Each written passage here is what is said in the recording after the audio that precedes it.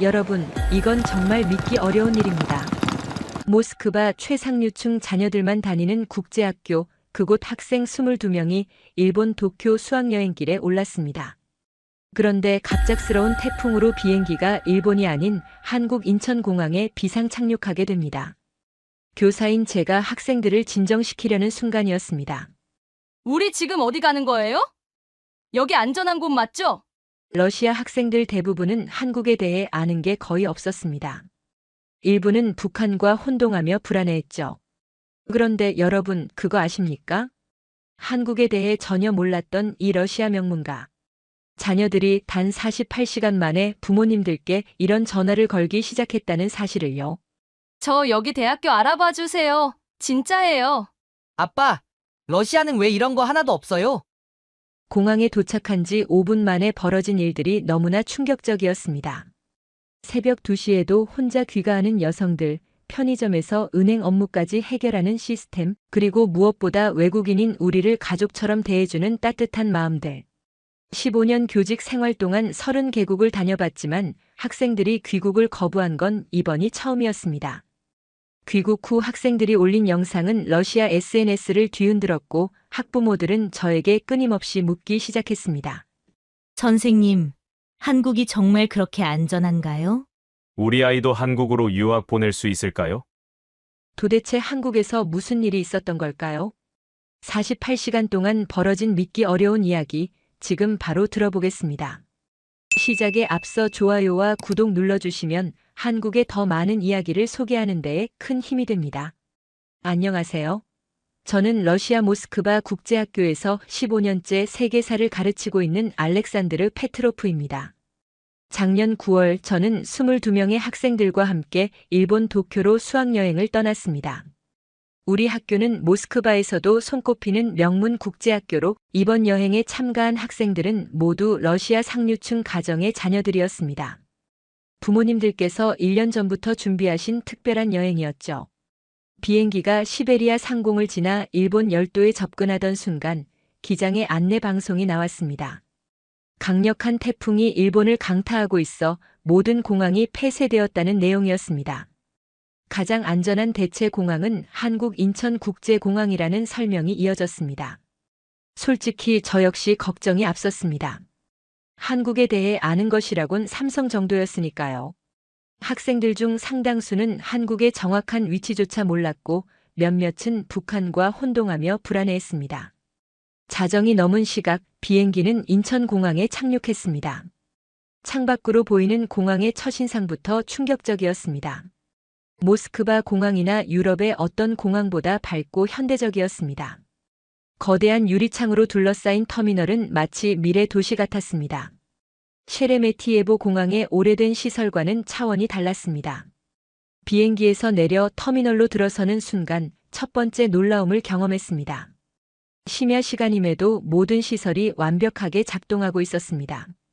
안내 데스크에는 직원들이 대기하고 있었고 청소 직원들은 승객들이 지나간 자리를 즉시 깨끗하게 정리했습니다. 러시아 공항들은 밤 시간에 대부분의 서비스가 중단되는 것과 대조적이었습니다. 입국 심사를 기다리는 동안 두 번째 충격을 받았습니다. 예상치 못한 외국인 단체 입국에도 불구하고 공항 직원들은 전혀 당황하지 않았습니다. 오히려 러시아어가 가능한 통역 직원이 즉시 배치되었습니다. 15년간 학생들을 인솔하며 30개국 이상을 다녀봤지만 이런 신속한 대응은 처음이었습니다. 통역 직원은 학생들의 나이를 고려해 천천히 정중하게 상황을 설명했습니다. 숙소 안내부터 다음날 일정까지 세심하게 도와주었습니다. 심지어 일본 호텔 측과의 연락까지 대신 해주겠다고 제안했습니다. 가장 놀라웠던 것은 자동 출입국 심사 시스템이었습니다. 학생들도 쉽게 이용할 수 있도록 직관적으로 설계되어 있었습니다.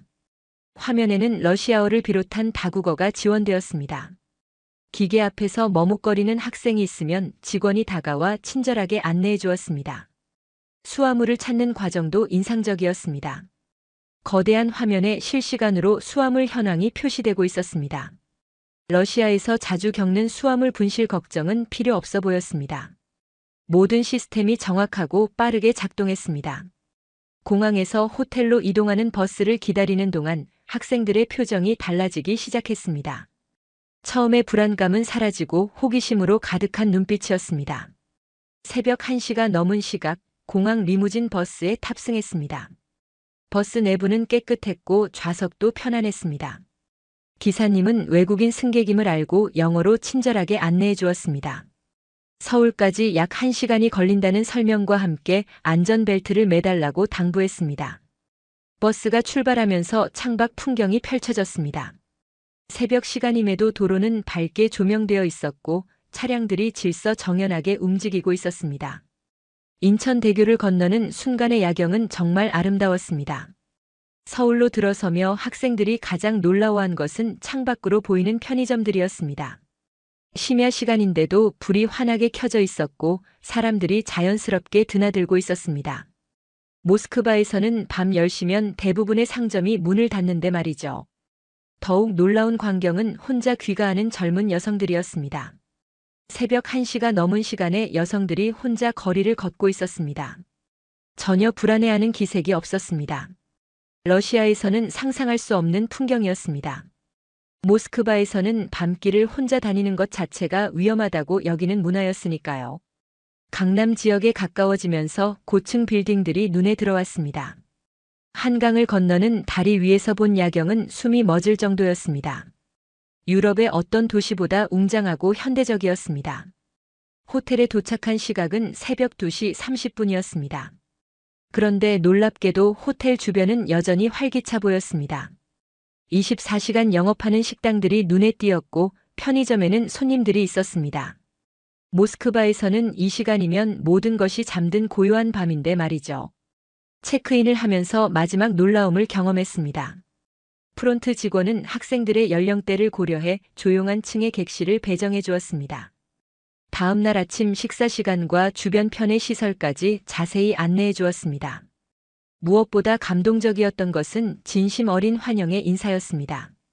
불과 몇 시간 전만 해도 한국을 두려워하던 학생들이 이제는 호기심과 기대감으로 가득했습니다.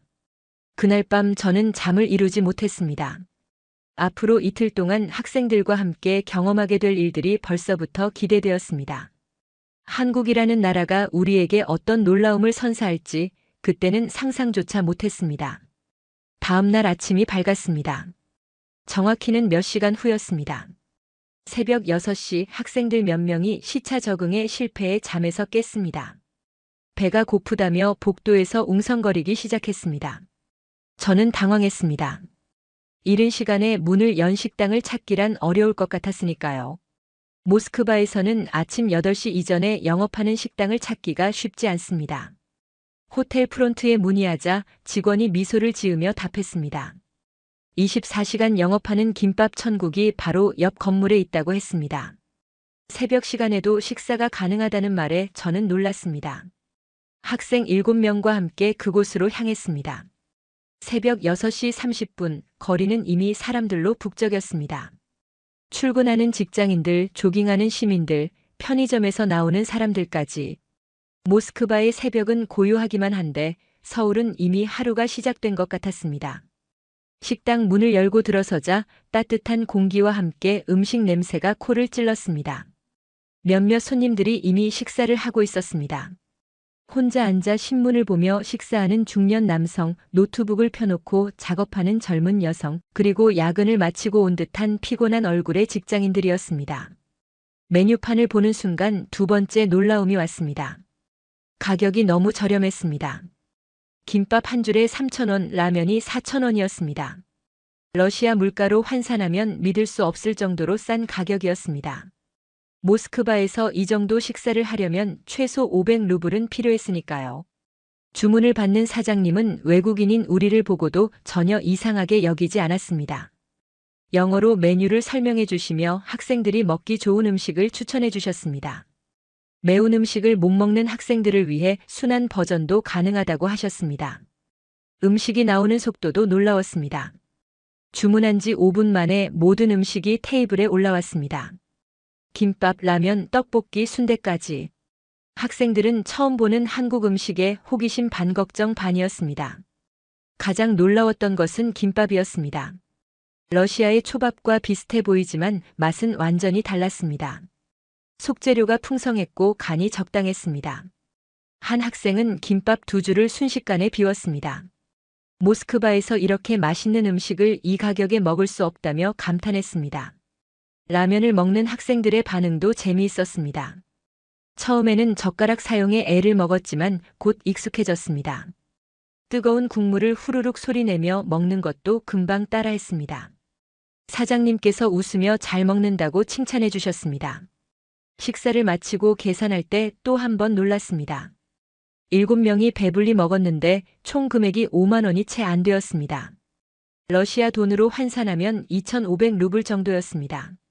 모스크바에서 같은 수준의 식사를 하려면 최소 7,000루블은 필요했을 것입니다. 사장님께서는 잔돈까지 정확히 계산해 주시며 다시 오라고 하셨습니다. 한국 음식이 입에 맞느냐고 물으시며 다른 메뉴도 추천해 주셨습니다. 이런 친절함은 러시아 식당에서 경험하기 어려운 것이었습니다.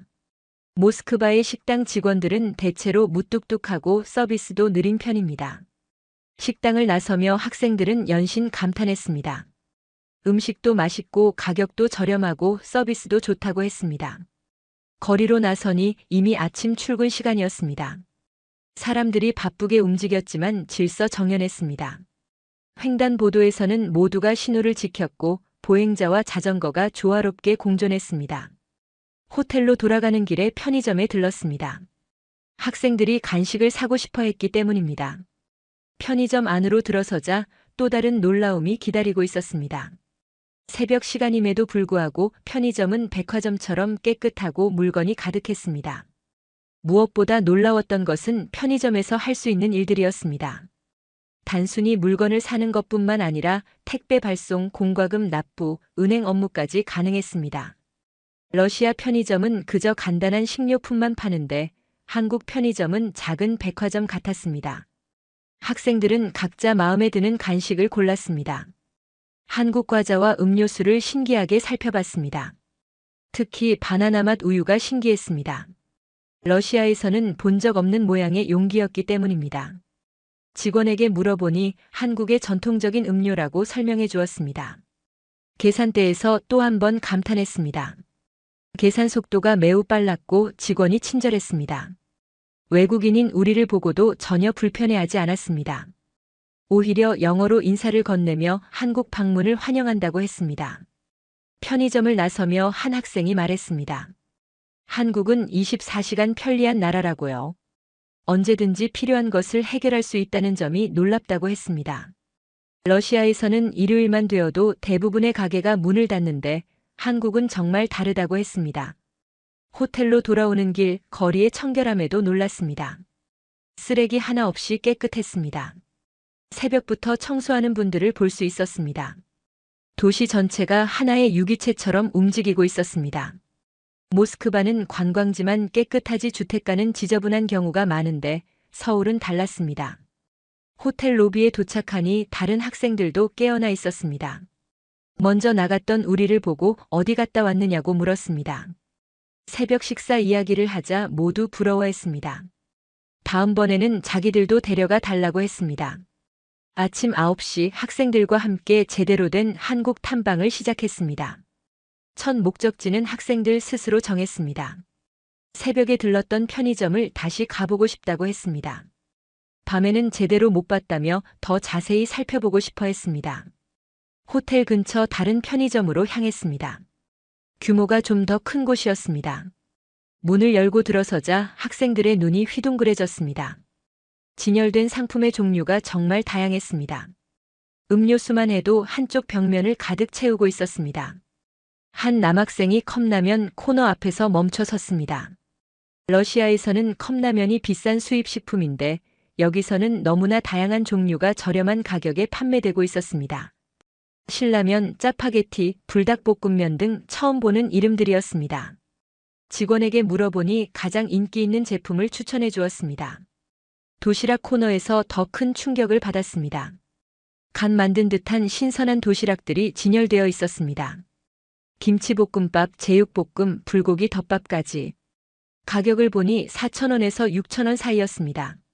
러시아 돈으로 환산하면 200루블에서 300루블 정도였습니다. 모스크바에서 이런 도시락은 최소 500루블은 합니다.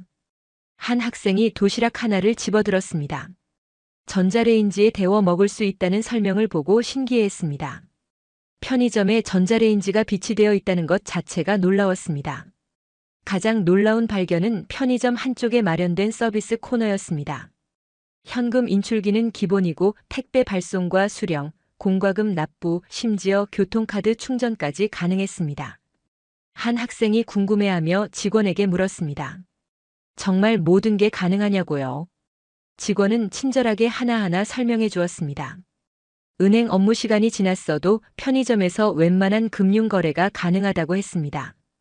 인터넷으로 주문한 물건도 편의점에서 받을 수 있다고 했습니다. 심지어 콘서트 티켓까지 편의점에서 출력할 수 있다고 했습니다. 학생들은 연신 고개를 끄덕였습니다. 한 여학생이 러시아와 비교하기 시작했습니다. 모스크바에서는 은행 업무를 보려면 은행에 직접 가야 하고 택배는 우체국이나 택배 회사를 찾아가야 한다고 했습니다. 공과금도 은행이나 우체국에서만 납부할 수 있다고 했습니다. 편의점 밖 테이블에 앉아 도시락을 먹기로 했습니다. 학생 몇 명이 도시락을 구매했고 직원이 친절하게 전자레인지로 데워주었습니다. 젓가락과 물티슈까지 챙겨주는 세심함에 감탄했습니다. 도시락 맛을 본 학생들의 반응이 폭발적이었습니다. 편의점 도시락이 이렇게 맛있을 수 있냐고 놀라워했습니다. 밥도 맛있고 반찬도 푸짐했습니다.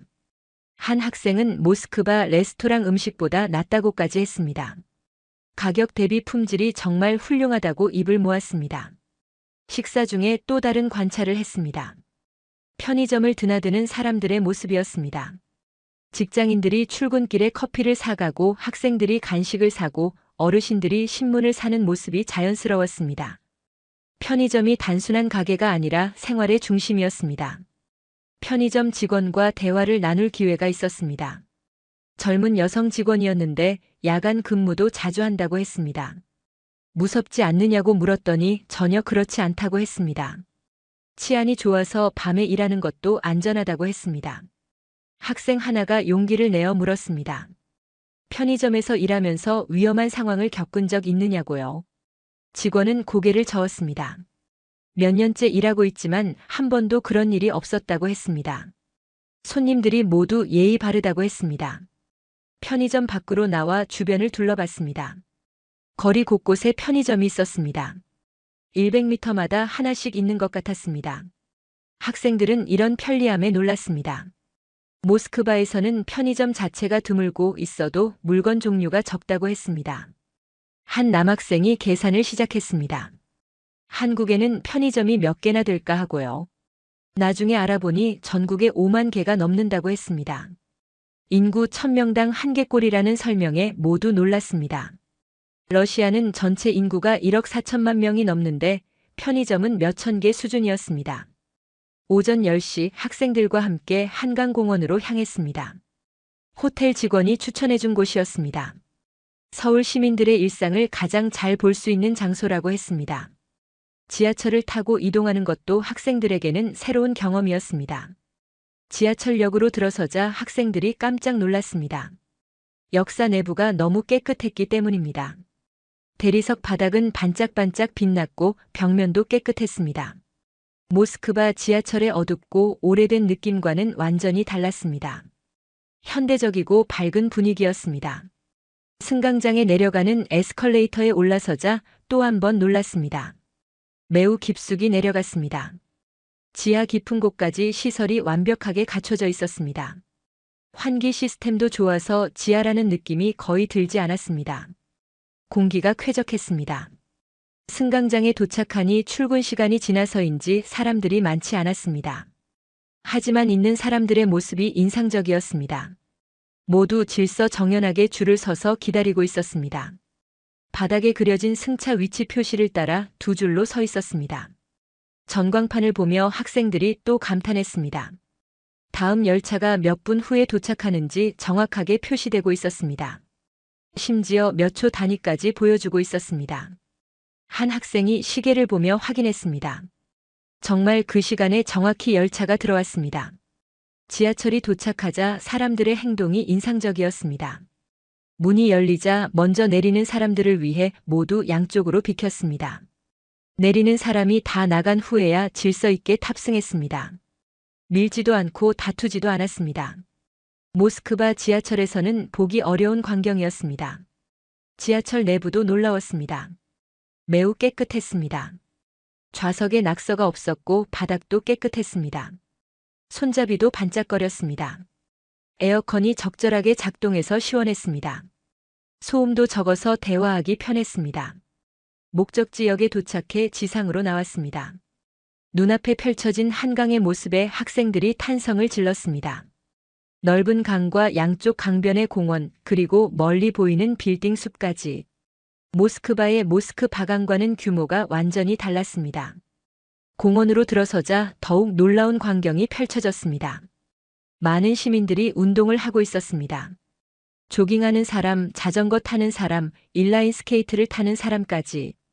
평일 오전인데도 이렇게 많은 사람들이 운동하고 있다는 것이 신기했습니다. 가장 인상적이었던 것은 공공운동기구였습니다. 강변을 따라 설치된 운동기구들에서 시민들이 운동하고 있었습니다. 모두 무료로 사용할 수 있다는 안내판을 보고 학생들이 놀랐습니다. 러시아에서는 운동하려면 돈을 내고 체육관에 가야 하는데 여기서는 무료였습니다. 한 할아버지께서 운동기구를 사용하고 계셨습니다. 학생 하나가 용기를 내어 말을 걸었습니다. 영어는 잘 안 통했지만 몸짓으로 소통했습니다. 할아버지께서는 매일 아침 이곳에서 운동한다고 하셨습니다. 건강을 위해서라고 하셨습니다. 자전거 도로를 따라 걸으면서 또 다른 문화를 발견했습니다. 자전거를 대여하는 시스템이었습니다. 따릉이라는 이름의 공공 자전거였습니다. 스마트폰으로 간단하게 대여할 수 있다고 했습니다. 러시아에도 비슷한 시스템이 있지만 규모는 훨씬 작다고 학생들이 말했습니다. 공원 벤치에 앉아 잠시 쉬었습니다. 주변을 둘러보니 가족 단위로 나온 사람들도 많았습니다.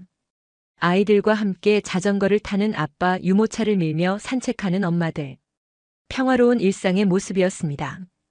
특히 인상적이었던 것은 반려견과 산책하는 사람들이었습니다. 모두 목줄을 착용하고 있었고 배변 봉투를 들고 다녔습니다. 한 남성이 개 배변을 치우는 모습을 보며 학생들이 고개를 끄덕였습니다. 시민의식이 높다는 증거라고 했습니다. 점심을 먹고 코엑스로 향했습니다. 학생들이 쇼핑도 하고 싶어 했지만 제가 먼저 보여주고 싶은 곳이 있었습니다. 바로 별마당 도서관이었습니다. 한국 교육 문화의 단면을 보여줄 수 있는 곳이라고 생각했습니다. 코엑스몰에 들어서자 학생들의 눈이 휘둥그레졌습니다. 지하에 이렇게 큰 쇼핑몰이 있다는 것 자체가 놀라웠습니다. 천장이 높고 자연광처럼 밝은 조명 덕분에 지하라는 느낌이 전혀 들지 않았습니다. 별마당 도서관으로 향하는 길 학생들은 주변 상점들을 구경했습니다. 다양한 브랜드의 매장들이 즐비했습니다. 특히 한국 화장품 매장에 여학생들이 관심을 보였습니다. 나중에 들르기로 하고 먼저 도서관으로 갔습니다. 별마당 도서관에 도착한 순간 학생들은 말을 잃었습니다. 천장까지 이어진 거대한 책장들, 수많은 책들이 예술 작품처럼 전시되어 있었습니다. 도서관이라기보다는 하나의 작품 같았습니다. 휴대폰을 꺼내 사진을 찍는 학생들이 많았습니다. 하지만 제가 학생들에게 보여주고 싶었던 것은 건축미가 아니었습니다. 도서관 안에서 책을 읽고 있는 사람들이었습니다. 평일 오후인데도 많은 시민들이 책을 읽고 있었습니다. 자리를 잡고 앉아 진지하게 독서에 몰두하고 있었습니다. 특히 인상적이었던 것은 젊은 직장인들이었습니다. 점심시간이 지난 오후 시간인데도 정장을 입은 사람들이 책을 읽고 있었습니다. 한 학생이 물었습니다. 저 사람들은 일 안 하냐고요? 아마 점심시간을 이용해 잠깐 들른 것 같다고 설명했습니다. 한 남학생이 감탄했습니다.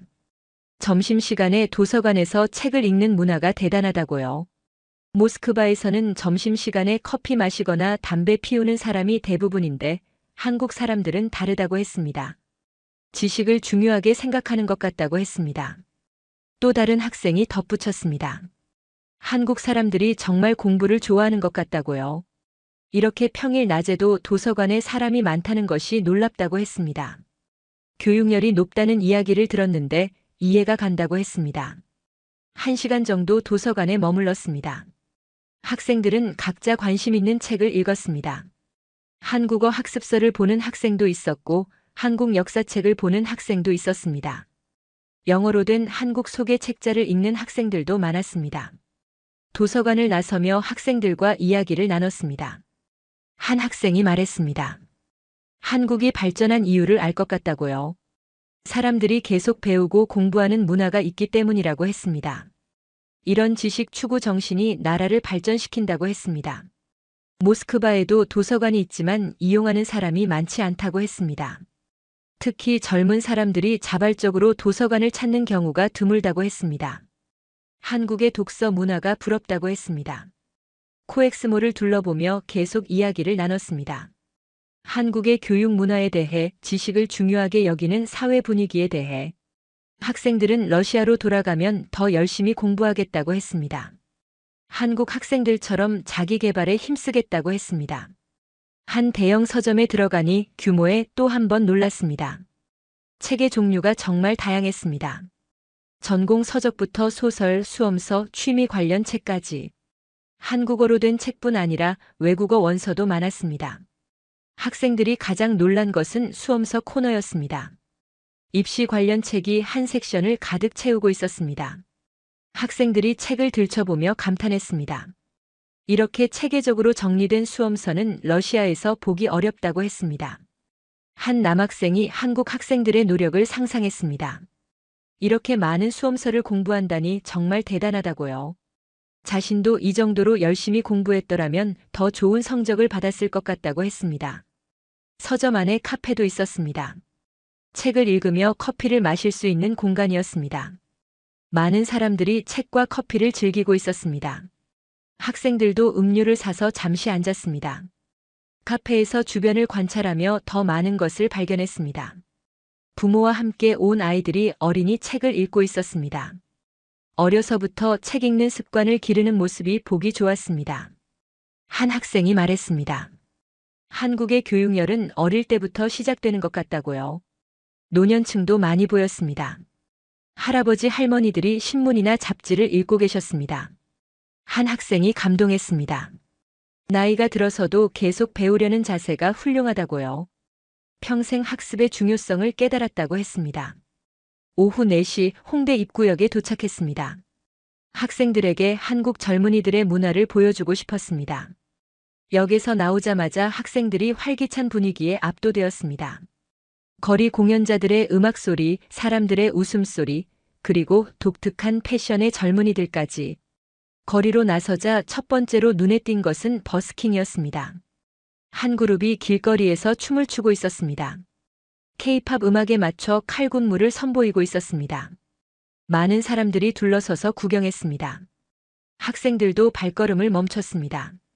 공연이 끝나자 관객들이 박수를 쳤습니다. 몇몇 사람들은 모자에 돈을 넣어주었습니다. 공연자들이 고맙다며 인사했습니다. 한 학생이 감탄했습니다. 길거리 공연의 수준이 정말 높다고요. 모스크바에도 버스킹이 있지만 이 정도는 아니라고 했습니다.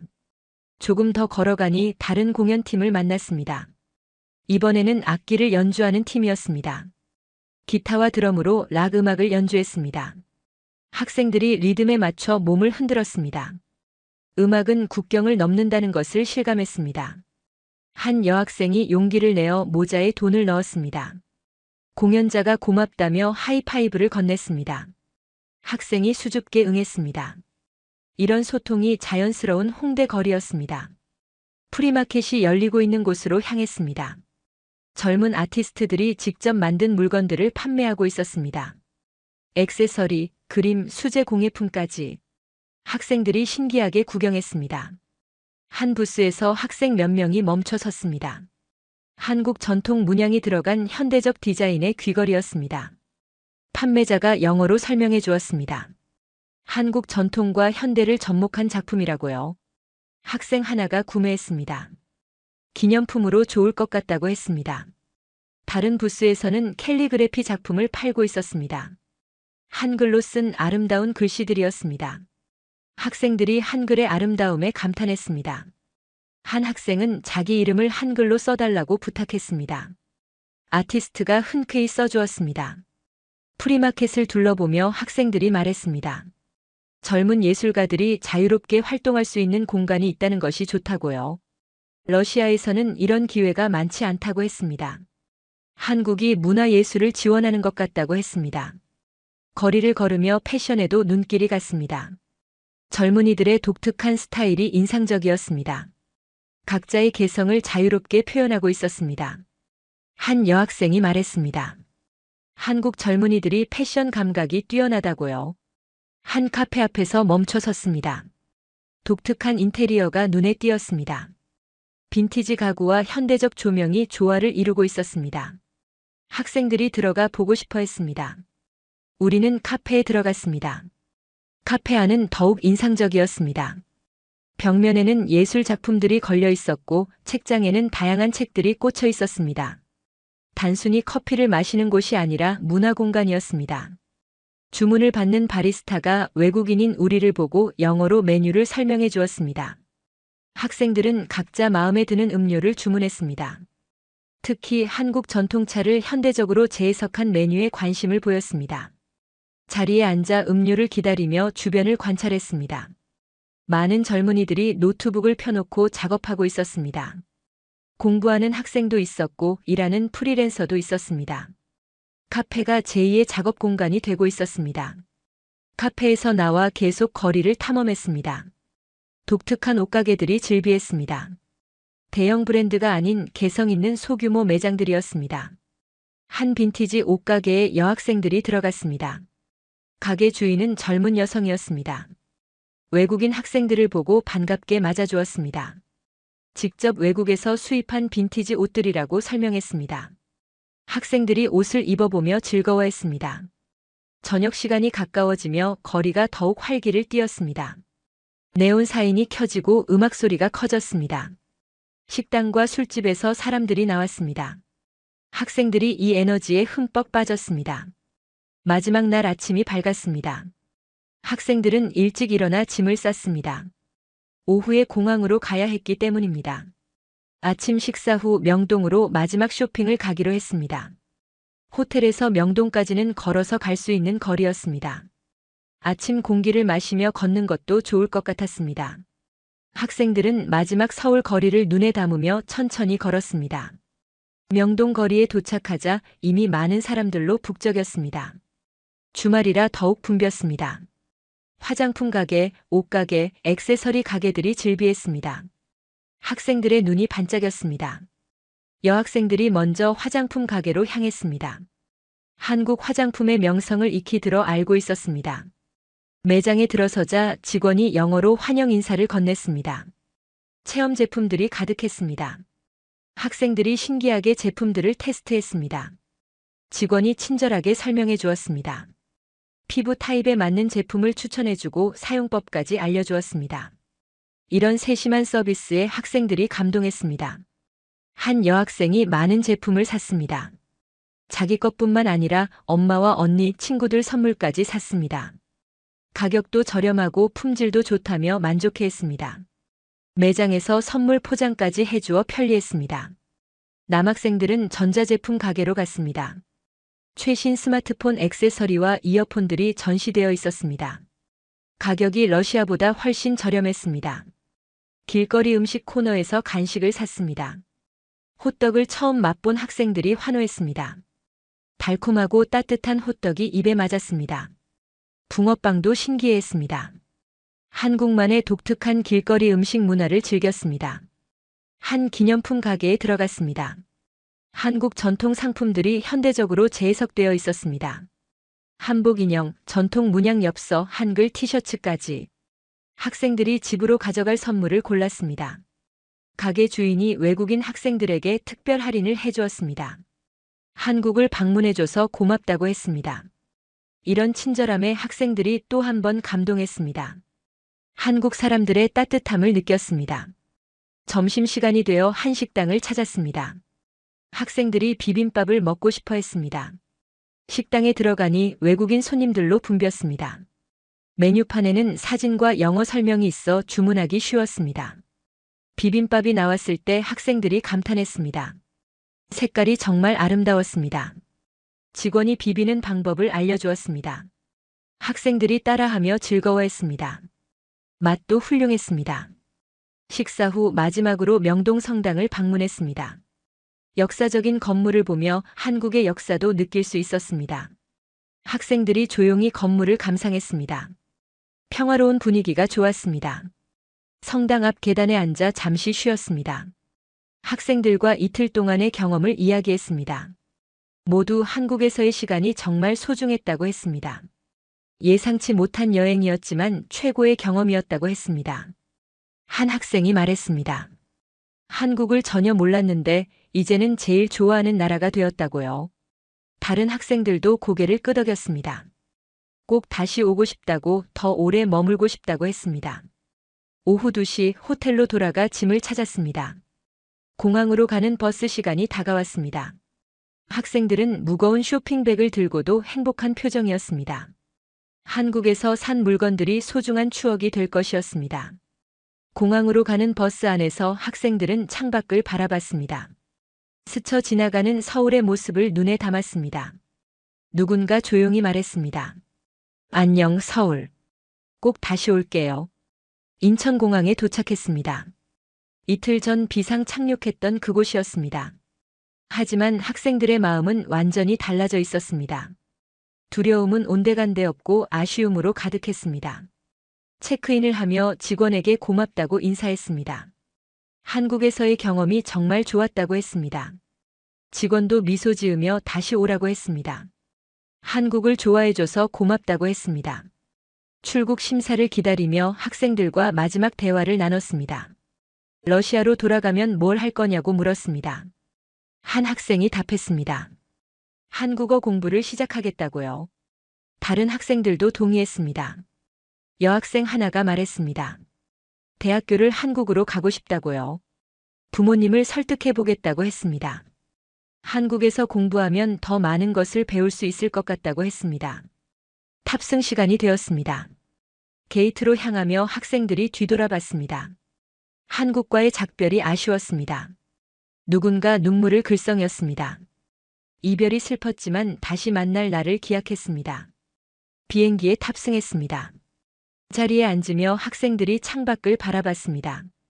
서울의 불빛이 점점 멀어졌습니다. 한국에서의 48시간은 그렇게 끝이 났습니다. 모스크바 공항에 도착한 것은 다음 날 아침이었습니다. 학부모님들이 마중 나와 계셨습니다. 학생들이 흥분된 목소리로 한국 이야기를 쏟아냈습니다. 부모님들의 표정이 놀라움으로 바뀌었습니다. 공항을 나서며 학생들은 계속 한국 이야기를 했습니다. 얼마나 안전한지, 얼마나 편리한지, 사람들이 얼마나 친절한지. 부모님들이 믿기 어렵다는 표정으로 들었습니다. 학교로 돌아온 다음 주 큰일이 벌어졌습니다. 학생들이 소셜미디어에 한국 여행 사진과 영상을 올리기 시작한 것입니다. 인스타그램에 수십 개의 게시물이 올라갔습니다. 반응이 폭발적이었습니다. 러시아 친구들이 놀라워했습니다. 한국이 이렇게 발전한 나라인 줄 몰랐다고 했습니다. 댓글이 수백 개씩 달렸습니다. 나도 가보고 싶다는 반응이 대부분이었습니다. 한 학생의 영상이 특히 인기를 끌었습니다. 새벽 2시 김밥 천국에서 식사하는 영상이었습니다. 여성들이 혼자 편하게 식사하는 모습을 담았습니다. 조회수가 30만을 넘었습니다. 그 뒤로 학부모들 사이에서 한국에 대한 관심이 높아졌습니다. 학교 학부모 모임에서 한국이 주요 화제가 되었습니다. 자녀들을 한국으로 유학 보내고 싶다는 부모들이 늘어났습니다. 저도 학교에서 특별 강연을 요청받았습니다. 한국에서의 경험을 다른 학생들과 교사들에게 공유해달라는 것이었습니다. 강당이 꽉 찼습니다. 모두가 한국에 대해 궁금해했습니다. 강연에서 저는 한국에서 본 것들을 솔직하게 이야기했습니다. 시스템의 효율성, 시민들의 의식 수준, 그리고 무엇보다 외국인에 대한 환대를 강조했습니다. 학생과 교사들이 집중해서 들었습니다. 질문 시간이 길어졌습니다. 한국이 정말 그렇게 안전한지, 교육 수준은 어떤지, 생활비는 어떤지. 모두가 한국에 대해 알고 싶어 했습니다. 저는 경험한 대로 답변했습니다. 강연 후 많은 학생들이 다가왔습니다. 한국 유학에 대해 상담하고 싶다고 했습니다. 한국어 공부는 어디서 시작해야 하는지, 한국 대학교는 어떻게 지원하는지 물었습니다. 2달 후 러시아 교육 관계자들이 저희 학교를 방문했습니다. 한국 교육 시스템에 대해 더 자세히 알고 싶다며 연락이 왔습니다. 특히 평생 학습 문화와 공공도서관 시스템에 관심이 많았습니다. 저희 학교에서는 한국과의 교류 프로그램을 본격적으로 추진하기 시작했습니다. 한국의 국제학교 몇 곳과 연락을 주고받았습니다. 교장 선생님이 직접 한국 방문 계획을 세웠습니다. 학생 교환 프로그램과 교사 연수 프로그램을 논의하기 위해서였습니다. 학생들의 변화는 더욱 놀라웠습니다. 한국에 다녀온 22명의 학생들 중 절반 이상이 한국어 학원에 등록했습니다. 방과 후에 모여서 함께 한국어를 공부하는 모임도 만들었습니다. 한국 드라마를 보며 문화를 배우고 한국 음식을 직접 만들어 보기도 했습니다. 성적 변화도 눈에 띄었습니다. 한국 학생들의 학구열을 보고 자극받았던 학생들이 실제로 더 열심히 공부하기 시작했습니다. 특히 3명의 학생은 성적이 크게 올라 학교 전체에서 모범 사례로 소개되었습니다. 한 학생의 부모님이 저를 찾아왔습니다. 아이가 한국 여행 이후 완전히 달라졌다고 했습니다. 전에는 공부에 관심이 없었는데 이제는 스스로 공부하고 미래를 계획한다고 했습니다. 한국 대학교 입학을 목표로 열심히 준비하고 있다고 했습니다. 다른 학부모들도 비슷한 이야기를 했습니다. 아이들이 더 책임감 있어지고 목표 의식이 생겼다고 했습니다. 단 48시간의 경험이 아이들의 인생 목표를 바꿔놓은 것입니다. 저 역시 변화했습니다. 한국에서의 경험 이후 제 수업 방식을 바꾸기 시작했습니다. 한국의 교육 문화에서 배운 것들을 수업에 적용했습니다. 학생들에게 평생 학습의 중요성을 강조했고 자기주도 학습을 권장했습니다. 세계사 수업에서 한국의 발전 과정을 다루는 시간을 늘렸습니다. 전쟁의 폐허에서 어떻게 선진국으로 성장했는지, 교육과 기술에 대한 투자가 어떤 결과를 낳았는지, 학생들은 한국의 사례를 통해 많은 것을 배웠습니다. 3개월이 지난 지금 저희 학교는 한국과의 공식 교류를 시작했습니다. 서울의 한 국제학교와 자매 결연을 맺었습니다. 내년 여름에는 학생 20명이 한국으로 2주간 교환학생을 갈 예정입니다. 이번에는 계획된 여행이었습니다. 한국에 다녀온 학생들이 후배들에게 조언을 해주고 있습니다. 어떤 곳을 방문하면 좋은지, 무엇을 준비해야 하는지. 학생들은 자신들이 경험한 한국을 후배들도 꼭 경험했으면 좋겠다고 했습니다. 저는 이제 한국 전문가로 불립니다. 다른 학교에서도 강연 요청이 들어옵니다. 모스크바의 여러 교육기관에서 한국 교육 시스템에 대해 발표해달라고 합니다. 한국 대사관에서도 연락이 왔습니다. 러시아와 한국의 교육 교류를 위해 자문 역할을 해달라고 했습니다. 학생 중 1명은 이미 한국행을 확정했습니다.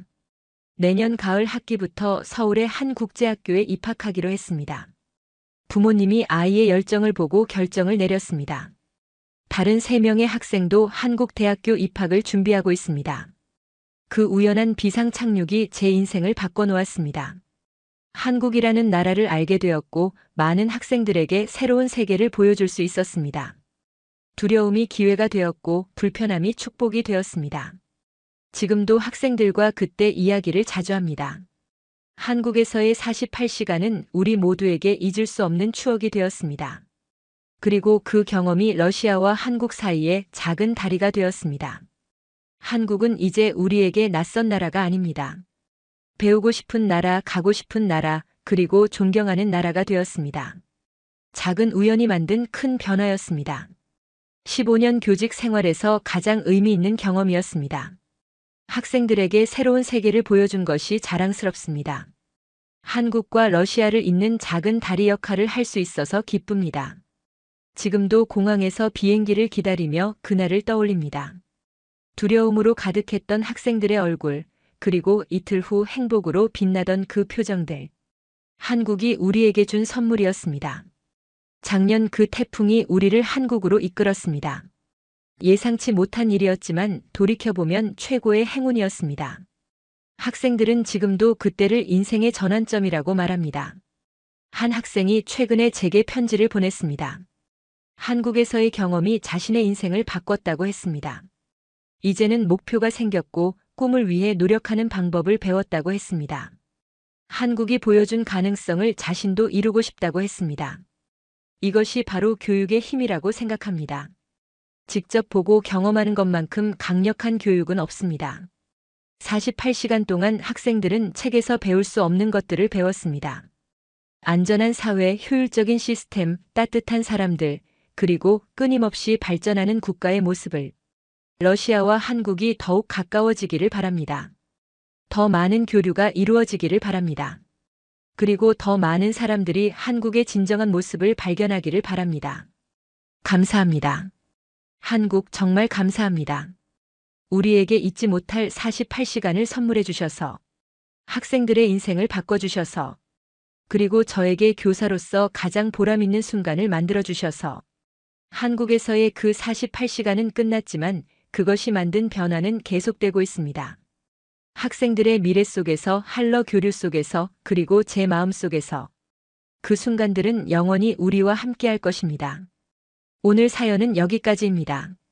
러시아 명문학교 학생들이 태풍으로 한국 비상 착륙 후 48시간 만에 완전히 반한 기적 같은 이야기 어떠셨나요?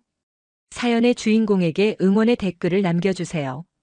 지금까지 감동정거장에서 사연 전해드렸습니다. 사연이 마음에 드셨다면 좋아요와 구독 부탁드립니다. 시청해주셔서 감사합니다.